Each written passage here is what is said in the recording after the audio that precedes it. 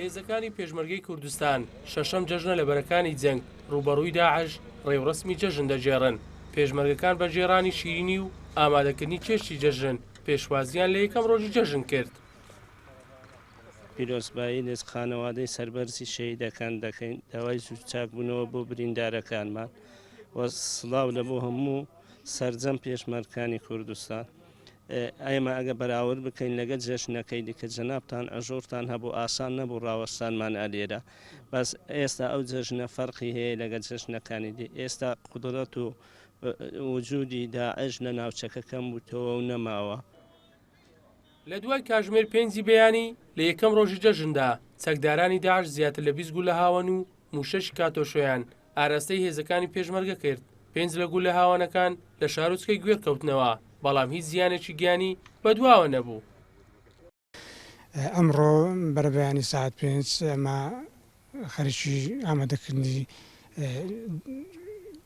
جەژن بووین. جار بوو دوژمن چەند کاتوشا و هاوانێکی ئاراستەی محوەری گوێر کرد، نزیکەی 22 کاتوشای ئاراستەی محوەری گوێر کرد، 5 کلی لە سنتەری گوێردا، بەڵام خۆشبەختانە هیچ زەرەر و زیانێکی نەبوو.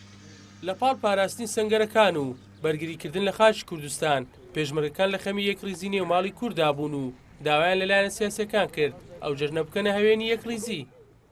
یەکەم جار جەژنە قوربانە لە دایکی شەهیدان دەکەین و لە خەڵکی کوردستان دەکەین. ئێمە وەکو پێشمەرگە لە مەحوەری گوێر لە بەرەکانی زەنجین و داوا لە هەموو حزبولایەنەکان دەکەم هەموو یەک دیگر بن. ئێمە پێشمەرگە وەکو پێشمەرگە کە لێرکوانە فەرق بە هیچ حزبەکی ناکەین. ئێمە دیفاع لە خاچی کوردستان دەکەین.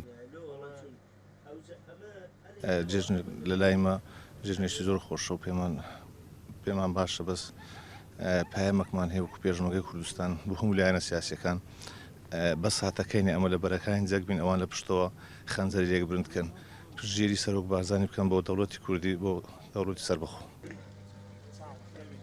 نزیکەی 2 ساڵ و 6 مانگە هێزەکانی پێشمەرگەی کوردستان بە نزیکەی 1000 کیلۆمەتر بە درێژایی سنووری هەرێم لەگەڵ چەکدارانی داعش لە شەڕدان.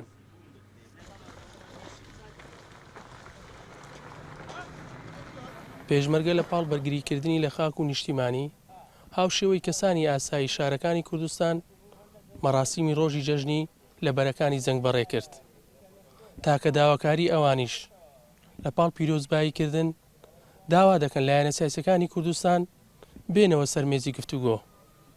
ومێد چۆمانی نارتی، شارۆچکەی گوێر.